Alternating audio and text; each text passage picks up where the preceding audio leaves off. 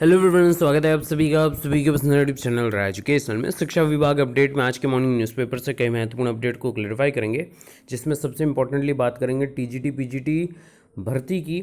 इसकी आवेदन तिथि को पुनः एक बार बढ़ाया गया और इस बार आखिरी तौर पर बढ़ाया गया है। हालांकि ये कई वर्षों वाली योजना हो जाती है। अभी तक देखा गया है प्रदेश में टीजीटी और प्रवक्ता की भर्तियों को लेकर कि कई वर्ष वाली योजना हो जाती है और सब लोग इसी को देखते हुए आवेदन कर देते हैं कि अब कम से कम साल 2 साल तो लगेगी इसकी भर्ती प्रक्रिया को संपन्न होने में।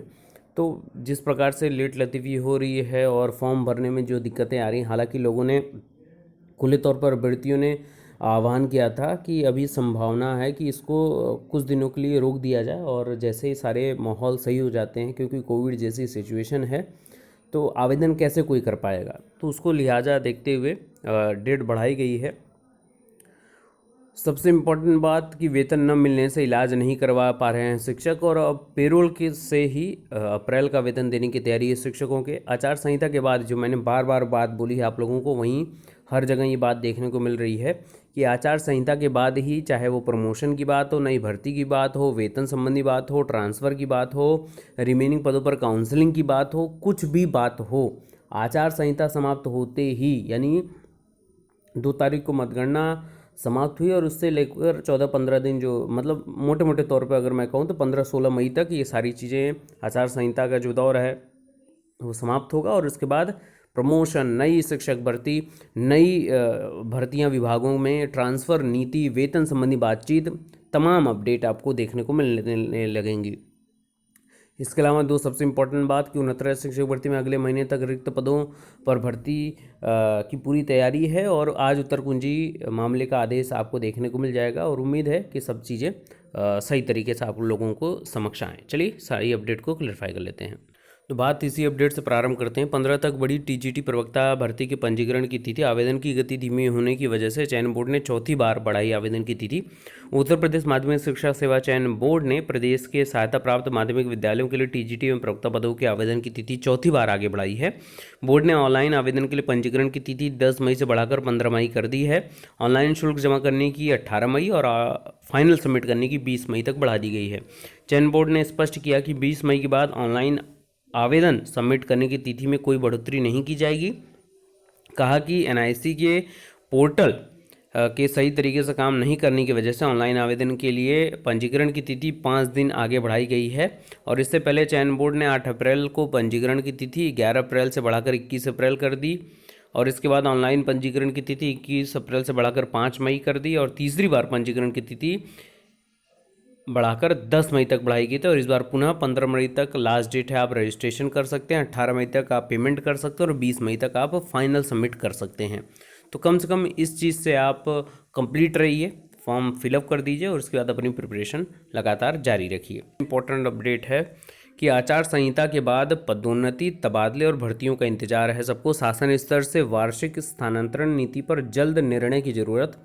और ये मैंने आप लोगों को बोला था कि जो म्यूचुअल ट्रांसफ़र होता है वो आपको 20 मई के आसपास देखने को मिलेगा और 15-16 मई तक आचार संहिता समाप्त हो जाएगी, तो उसके बाद ही इस पर काम चालू हो जाएगा, है ना। ये मैंने कई महीनों पहले ये बात आप लोगों को बता रखी है। तहसीलदार से डिप्टी कलेक्टर व पीसीएस से आईएएस में पदोन्नति की तैयारी भी जल्द है। प्रशासनिक आधार पर भी तबादले लंबित हैं कई इसी को लेकर। तो पंचायत चुनाव की आचार संहिता खत्म होने के बाद लंबित पदोन्नतियां यानी प्रमोशंस, रिक्त पदों को भरने के साथ साथ वार्षिक स्थानांतरण नीति पर जल्द निर्णय की संभावना है। अब आप लोगों को बता दूं कि 2021-22 में स्थानांतरण नीति के तहत तबादले होंगे या इस सत्र में भी स्थगित रखा जाएगा, वो भी आपको जल्द देखने को मिलेगा।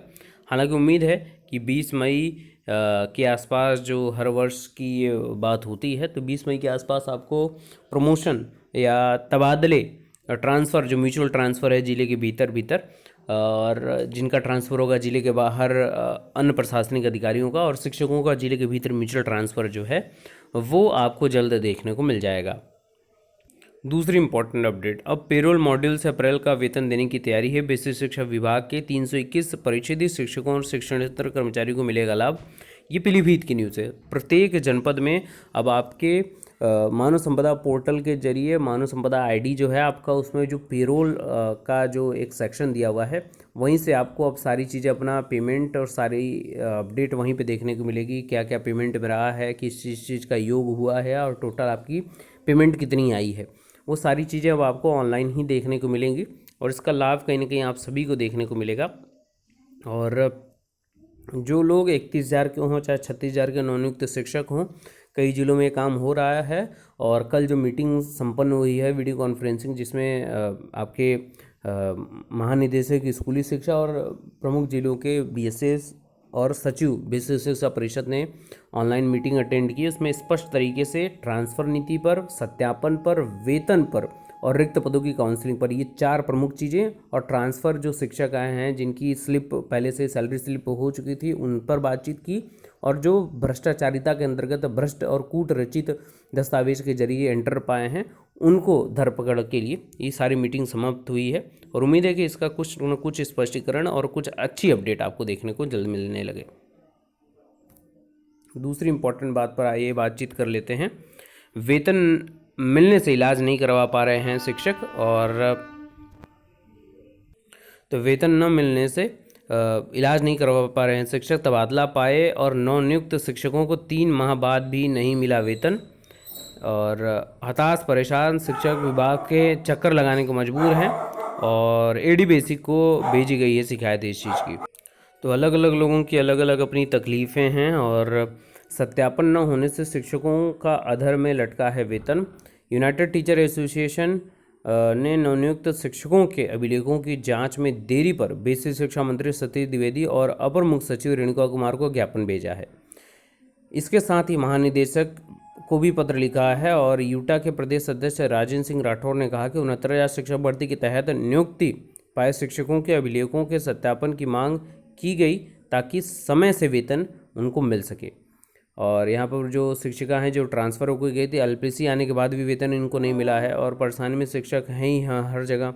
वेतन न जारी करना गलत है और अधिकारी इस पर ध्यान नहीं दे रहे हैं, उसकी बात है। तो संबंधित एडी बेसिक जो पीएन सिंह हैं, उन्होंने कहा कि शिक्षकों के वेतन संबंधी जो भी परेशानी है उसको तत्काल निपटाया जाएगा, और इस संबंध में सभी बीएसएस को दिशा निर्देश जारी कर दिए गए हैं। उम्मीद यही है कि दिशा निर्देश जो दिए गए हैं वो संबंधित जिलों के बीएसएस उसका कड़ाई से अनुपालन करें, और जितने भी शिक्षक परेशानी में हैं वो आर्थिक कम से कम संकट दूर करने में वो मददगार साबित हो सके। तो ये प्रमुख अपडेट रही है, और उम्मीद है कि अब जल्द ही 69,000 शिक्षक भर्ती के रिक्त पदों पर भर्ती प्रक्रिया शुरू हो।